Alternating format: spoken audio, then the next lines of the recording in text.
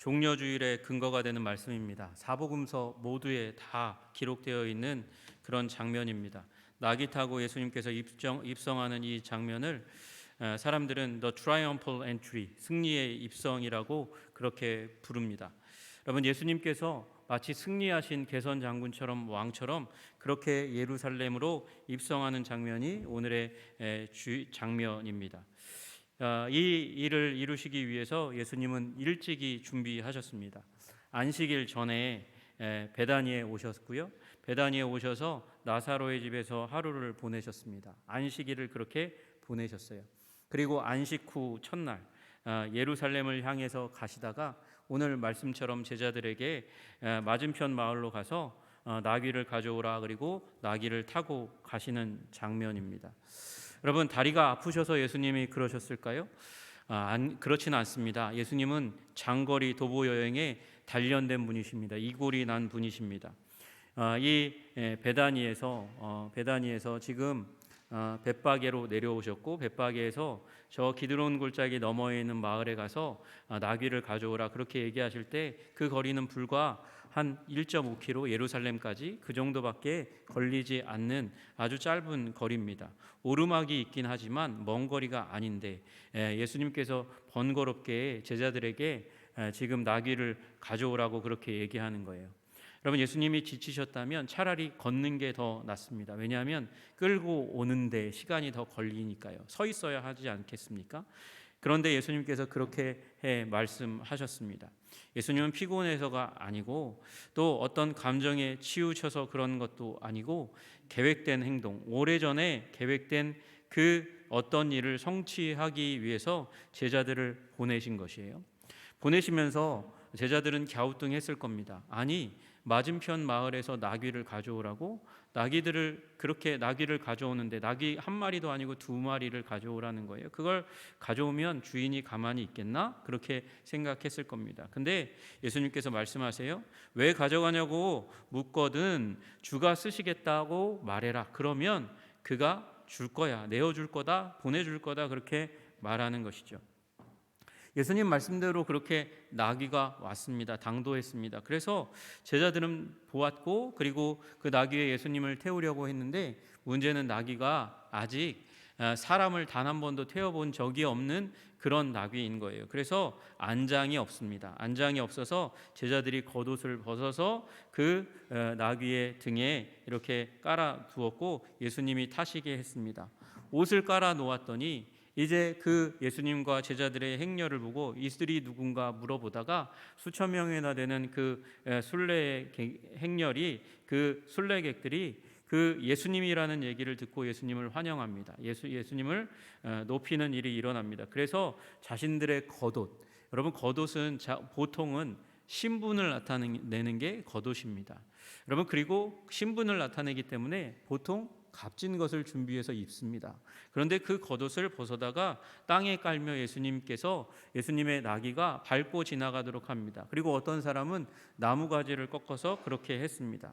그리고 요한복음을 보면 종려나무 가지를 흔들면서 호산나 호산나 예수님을 환영했습니다. 여러분, 예수님께서 왜 이렇게 행동하셨을까요? 환호가 목말라서, 그래서 예수님께서 이렇게 행동하신 것입니까? 아니요. 예수님은요, 스스로를 왕으로 드러내기 위해서 그렇게 행동하셨습니다. 여러분, 예루살렘은 성전이 있는 곳이기 때문에 성도라고 불립니다. 거룩한 도시라고 불리우는 곳입니다. 그러나 동시에 이 성도는 왕도이기도 합니다. 이 예루살렘을 정복한 사람이 다윗이고, 다윗이 유대와 이스라엘 가장 위대한 통일 왕국 시대의 가장 위대한 왕으로 인정되고 그리고 기억되어 있습니다. 그 왕의 도시에 왕의 제목으로 꼽히는 사람이 지금 가고 있는 것입니다.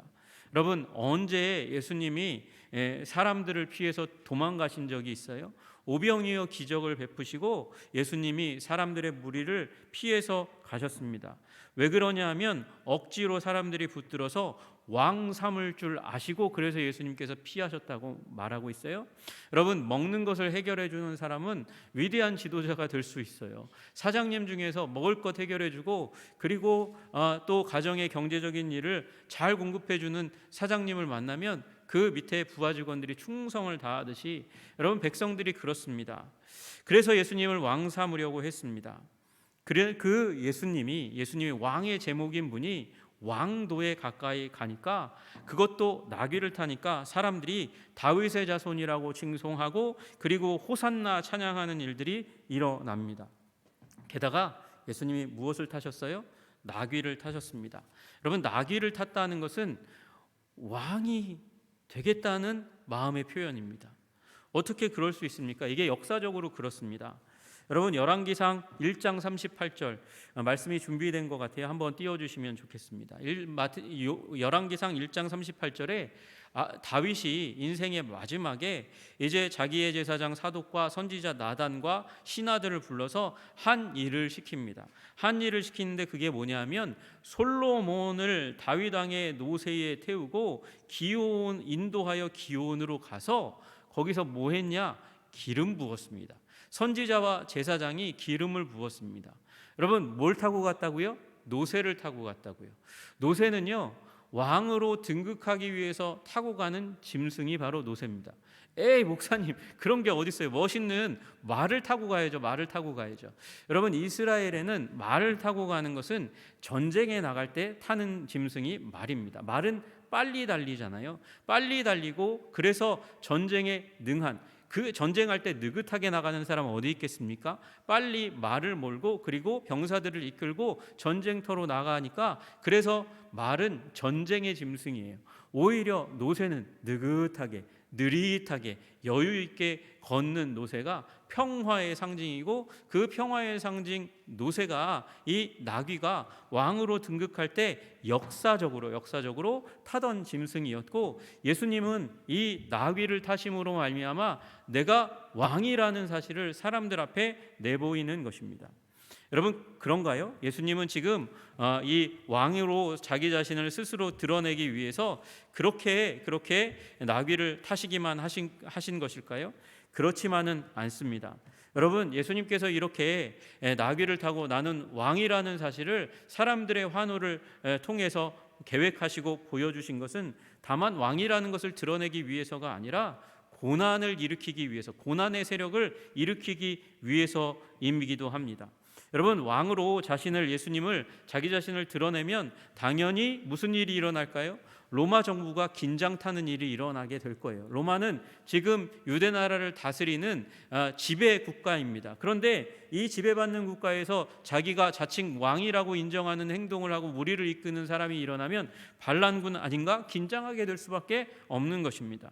그리고 예수님은 수많은 반대자들이 있었습니다. 사두개인과 바리새인들이, 종교의 지도자들이 기회를 얻고자 그렇게 호시탐탐 예수님을 정탐했어요. 스파이를 보냈고 간첩들을 보냈습니다. 공경에 빠뜨리려고요. 죽일 계획을 세우던 자들이었습니다. 그런데 예수님이 왕으로 나귀 타고 입성하면 그건 공격의 빌미를 주는 것입니다. 그런데 예수님께서 그렇게 하셨다는 거예요.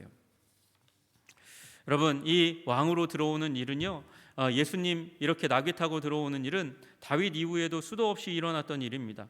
유대 역사가 요세푸스는 알렉산더와 아그리빠가 이 예루살렘에서 호산나의 그런 환영을 받았다고 이야기하고, 또 이 호산나의 환영을 예수님 이전에 유다 마카비라는 독립전쟁을 했던 분도 호산나의 환영을 받았어요. 말만 탔을 뿐만 아니라 호산나의 환영을 받았으니까 지금 이제 그 공격자들은 예수님을 공격할 수 있는 근거를 얻게 된 것이죠. 여러분, 그래서 예수님은 당연히 이렇게 되면 그들이 공격할 것이라는 것을 너무도 뻔히 알았지만, 예수님은 그 일을 위해서 왔기 때문에 그 일을 위해서 가신다고, 그래서 나귀를 데려오라고, 가져오라고, 그리고 타고 가시는 거예요. 여러분, 오늘 우리 마태복음 21장을 읽었지만 그 앞에 20장 18절 19절을 보면 예수님께서 자기의 죽음을 직감하셨고 나귀를 타심으로 말미암아 자기 죽을 일을 예비하고 계심을 우리는 알게 됩니다. 보라, 우리가 예루살렘으로 올라가노니 인자가 대제사장들과 서기관들에게 넘겨지매 그들이 죽이기로 결의하고 이방인들에게 넘겨주어 그를 조롱하며 채찍질하며 십자가에 못 박게 할 것이나 제3일에 살아나리라. 마치 자기를 제3자로 두시듯이 말씀하시면서 이제 채찍질과 십자가가 그 앞에 있다고 말씀하시는 것입니다. 예수님은 나귀 타신 것은 왜요? 왕으로 드러내기 위해서, 또한 더불어서 죽을 것을 각오하셨기 때문에 이 나귀를 타고 올라가신 것입니다. 여러분, 그 예수님의 의도대로 사람들은 예수님을 향해서 호산나 외쳤습니다. 다윗의 자손이라고 외쳤습니다. 여러분, 다윗의 자손이라는 말은 무엇입니까? 다윗의 나라가, 유대 나라가 멸망했습니다. 그 다윗의 나라를 다시 한번 회복시킬 분을 이스라엘 백성들은 바라왔어요. 그래서 다윗의 장막이, 무너진 장막이 다시 한번 서는 날이 오게 될 거다 바라면서 그 다윗의 자손을 열망했는데, 예수님을 향해서 지금 뭐라고 얘기하고 있습니까? 다윗의 자손 예수여라고 부르고 있습니다. 호산나라고 부르고 있는 건 여러분, 정치적인 지도자를 향해서 호산나 부르는 거예요. 호산나. 여러분, 이 호산나가 원래는 간청의 말입니다. 간청의 말. 호산나는 호시안나라는 지금 구원하소서, 지금 구원하소서라는 청원이에요. 청원의 말씀이에요. 이 말씀이 어디 있냐면, 여러분, 우리 보시면 시편 118편에 있습니다. 시편 118편 25절에 제가 한번 읽어드릴게요. 여호와여 구하옵나니 이제 구원하소서. 여호와여 우리를 구하옵나니 이제 형통하게 하소서. 여기에 호산나가 숨겨져 있어요. 아니, 뭐 어디 호산나가 숨겨져 있어요? 이제 구원하소서. 이게 호산나예요. 여러분, 구약에 딱 한 번 나오는 구절, 이제 구원하소서, 여기에 호산나가 숨겨져 있습니다. 여러분, 이 호시안나, 이 사람들이, 이스라엘 사람들이 구원하소서 청원하는 건데, 이게 나중에 예수님 시대에는 뭘로 변하냐면 만세와 같은 환호성으로 바뀌는 거예요. 왜 그렇게 됐냐면, 여러분, 유대 사람들이 어디로 갑니까? 바벨론으로 갑니다. 바벨론에 가가지고 다른 나라 말 쓰죠. 여기에는 사람들이 별로 인구가 없으니까 주위 사람들의 말을 따라하기 시작합니다. 그래서 그들의 언어가 히브리어가 잊혀지고 아람어로 바뀌는 거예요. 아람어로 바뀌니까 호산나라는, 이제 구원하소서라는 뜻을 잊어버리고 이제 마치 어떻게 해요? 만세와 같이 외치는 일이 일어나는 거예요. 그래서 유다 마카비에게, 알렉산더에게, 그리고 이제 여러 이제 영웅적인 사람들을 환영할 때 정복자와 왕들에게 존경과 환영의 표시로 호산나 호산나를 외쳤단 말이죠. 거기다가 이제 오늘 본문의 말씀대로 주의 이름으로 오시는 이여, 이것도 호산나라고 기록되어 있는 시편 118편 26절, 25절 그 다음 절에 여호와의 이름으로 오시는 자가 복이 있으며, 그렇게 얘기하면서 여기서 따온 말이에요. 여러분과 제가 여호와의 이름으로 이 자리에 온 줄로 믿으시기를 주님의 이름으로 축복합니다.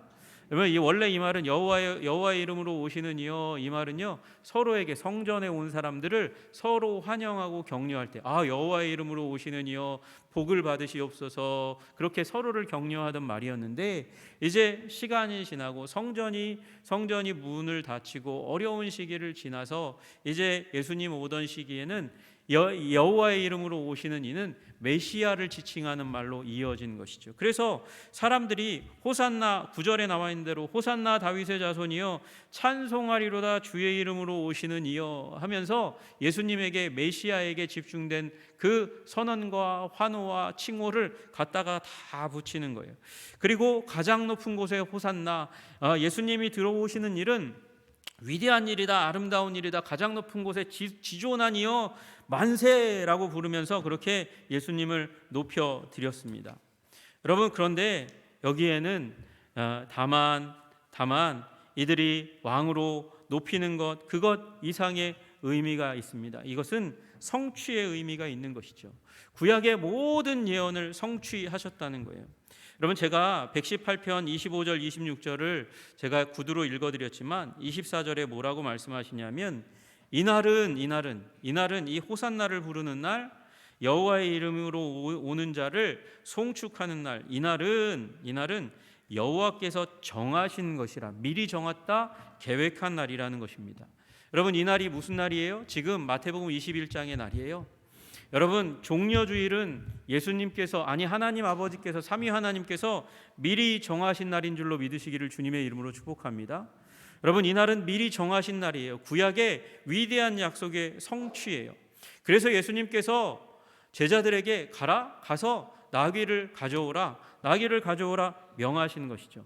여러분, 이 이야기가 마태, 마가, 누가, 요한복음 네 군데 다 이제 기록되어 있는데, 여러분 그 가운데 두 사람은 간접 경험자고요, 두 사람은 직접 경험자거든요. 누가 간접 경험자냐면 누가는 나중에 바울과 함께 동행하는 전도단에 있는 사람이니까 이 사람은 직접 경험한 사람이 아니에요. 마가는 언제 나오냐면 이 베드로와 함께 동행하고 나중에 바나바와 동행하는 사람이거든요. 이 사람은요 이제 사도행전쯤에 나와요.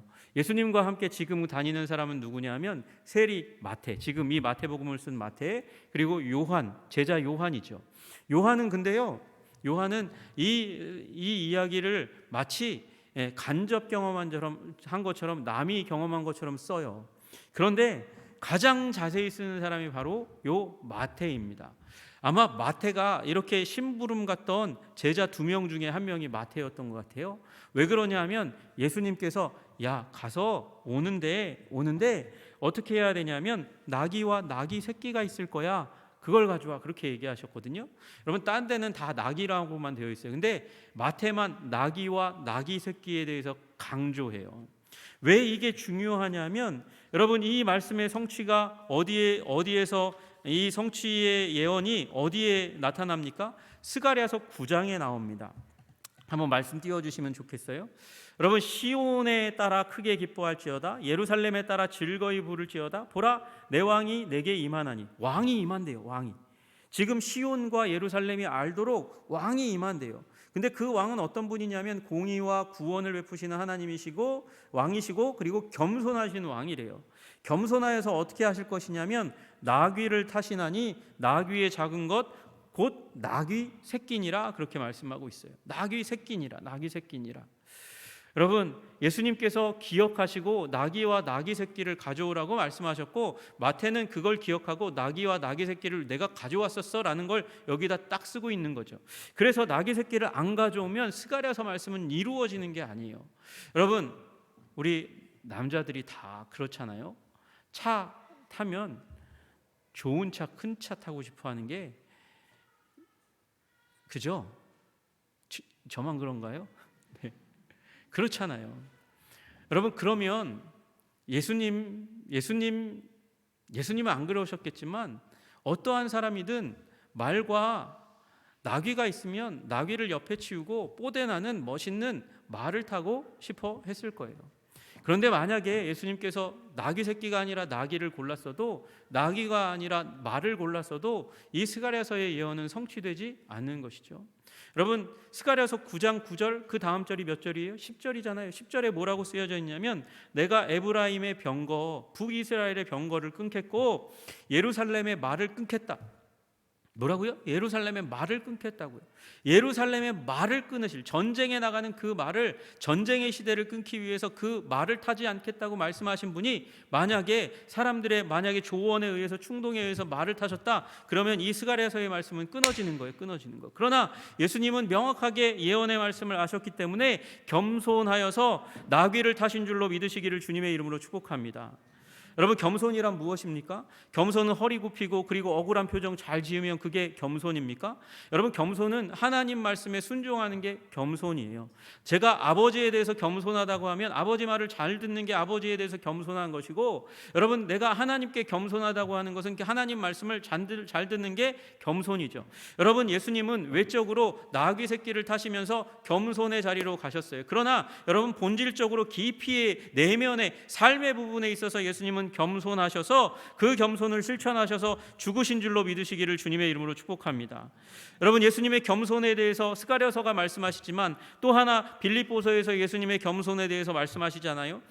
너희 안에 이 마음을 품으라, 곧 그리스도 예수의 마음이니. 그 마음이 어떤 마음입니까? 겸손의 마음입니다. 그는 근본 하나님의 본체시나 하나님과 같은 분이시지만 하나님과 동등됨을 취할 것으로 여기지 아니하시고 오히려 자기를 비워서 자기의 존귀함과 영광과 능력과 신분을 다 통째로 탈탈 털어서 비워서 종의 형체를 가지사 사람들과 같이 되었고 사람의 모양으로 나타나셔서 자기를 낮추셨다고 말씀하세요. 그리고 낮추실 때에 어디까지 낮추셨냐? 죽기까지 복종하셨으니 곧 십자가의 죽으심이라.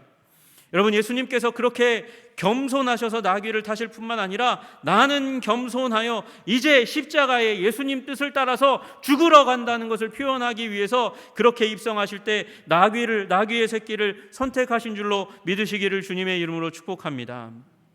여러분, 나귀 새끼를 타는 건 동물 학대가 아니에요. 이건 메시아를 향한 약속의 성취입니다. 아까 말씀드린 대로 말을 타는 건 전쟁을 의미하는 거예요. 여러분, 이스라엘 백성들은 로마와 전쟁에서 이스라엘 나라가 독립하고 그리고 위대한 신의 국가를 세우는 것을 꿈꾸고 바래왔어요. 그러니까 군마를 타고 행군하는 위대한 왕을 바래왔지만 예수님은 그들의 기대를 깨뜨리시고 나는 나귀 타고 말씀 따라서 나귀 타고 들어가는 왕이라고 말씀하시는 거예요. 그리고 오셔서 예수님은 평화의 싸움, 이 사랑과 그리고 십자가로 말미암아 죄와 사단과 사망 권세 깨뜨리는 전쟁을 행하신 주님이신 줄로 믿으시기를 주님의 이름으로 축복합니다.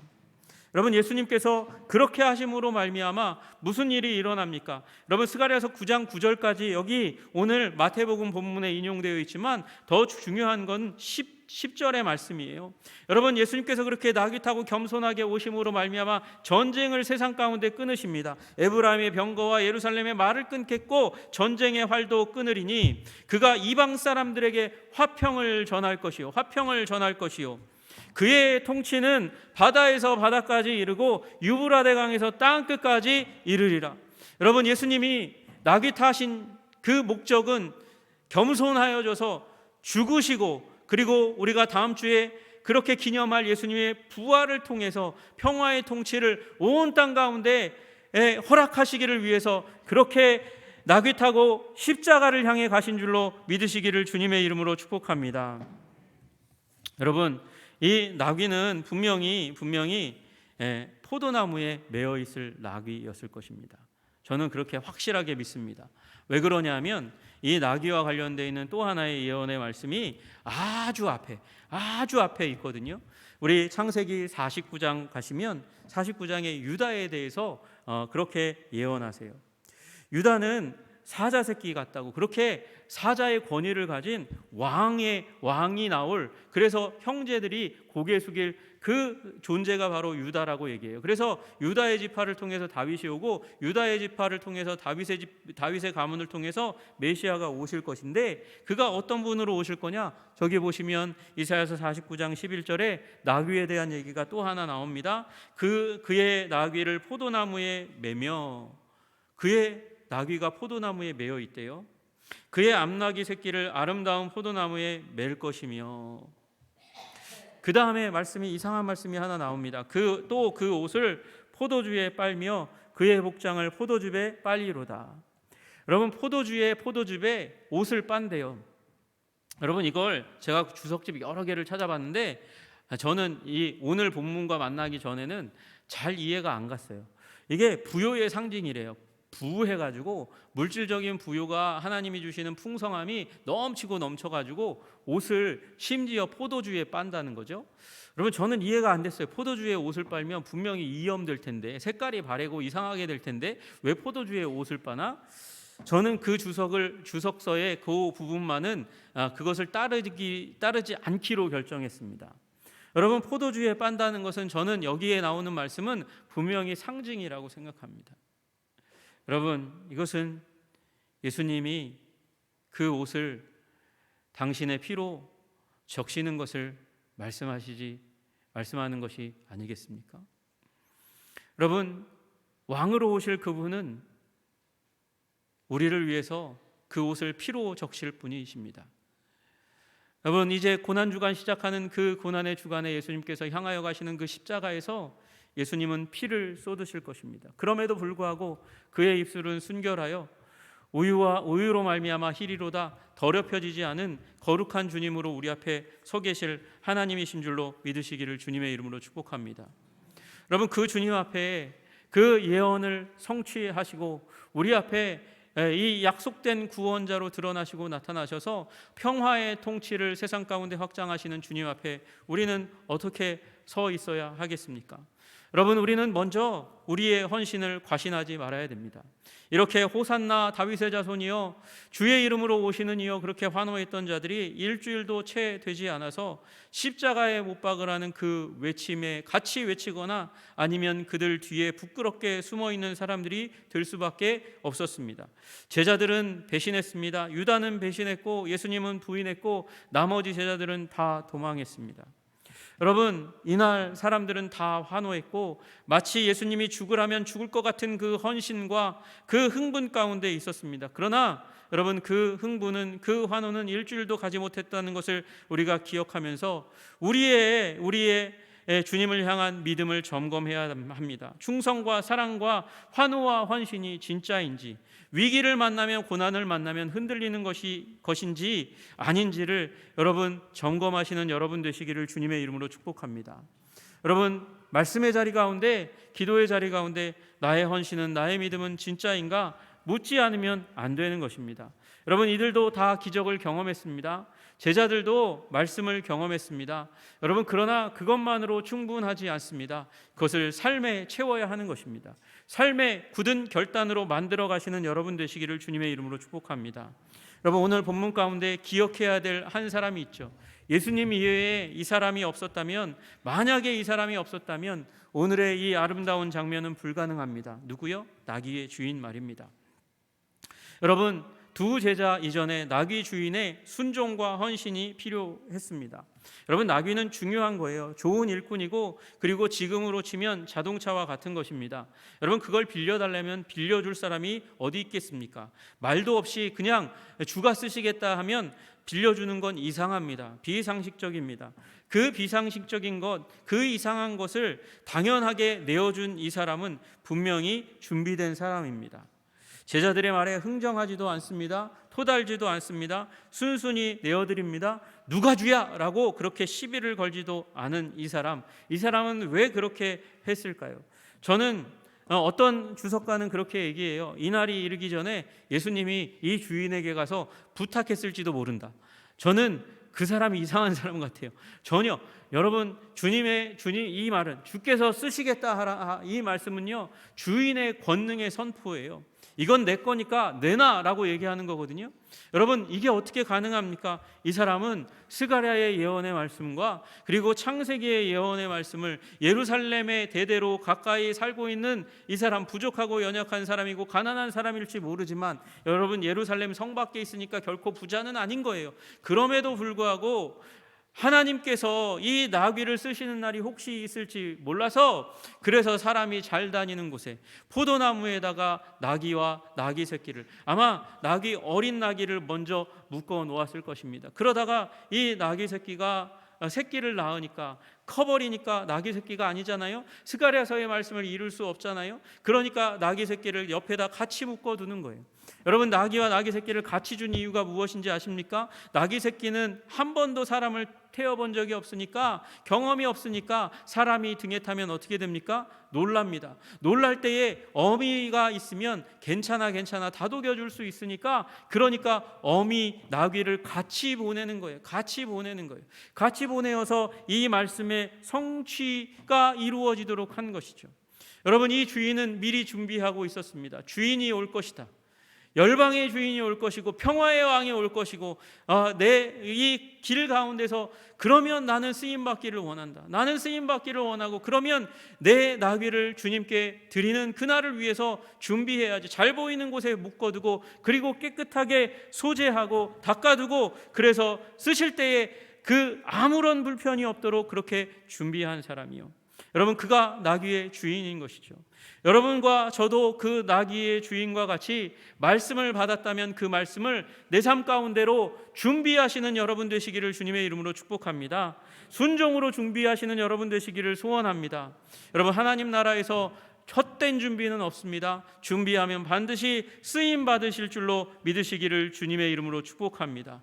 여러분, 주님께서 그렇게 주인의 나귀를 쓰시고 이 영광스러운 입성을 실행하시고 말미암아 십자가로 걸어가시는 그 길에 디딤돌로 삼으셨습니다. 여러분, 우리도 순종한다면 우리의 기분에 순종하는 것이 아니고요, 분위기에 순종하는 것이 아니고요, 말씀에 순종하는 사람들인 것이죠. 말씀을 들으면 그 말씀을 내 삶 가운데 실천하기 위해 주님께서 쓰시도록 그렇게 내어드리기 위해서 나는 어떻게 행동해야 하는지 주님께 묻고 오늘 하루를 주님 오시는 그날까지 여러분 순종으로 나아가시는, 그래서 십자가에 이르고 십자가 넘어 열방 가운데 예수님께서 통치하실 날까지 순종으로 여러분의 삶을 드리는 우리 모든 하나님의 백성들 다 되시기를 주님의 이름으로 축복합니다. 기도하겠습니다. 존귀와 영광과 찬양을 받으시기에 합당하신 주님, 나귀 타고 오심은 창세기에 그리고 오늘 스가랴서의 말씀의 성취를 위하여 십자가에 죽으시기 위해서, 그래서 언약의 왕으로 약속의 왕으로 드러나 온 인류 가운데 평화의 통치를 베푸시기 위해서 그렇게 행하셨음을 우리가 보게 되었습니다. 주님, 우리 인생 가운데도 평화를 허락하여 주시옵소서. 주님, 우리도 그 예수님의 보혈 가운데 우리의 옷을 빨고 영원한 천국 가운데 들어갈 수 있는 거룩한 백성으로 더욱더 아름답게 준비되게 하여 주시옵소서. 주님 다시 오실 그 길을 예비하며 우리의 삶을 예배와 헌신으로 쌓아가는 준비하는 우리 하나님의 백성들 다 되게 하시기를 간절히 소원하며 예수님 이름 받들어 기도드리옵나이다. 아멘.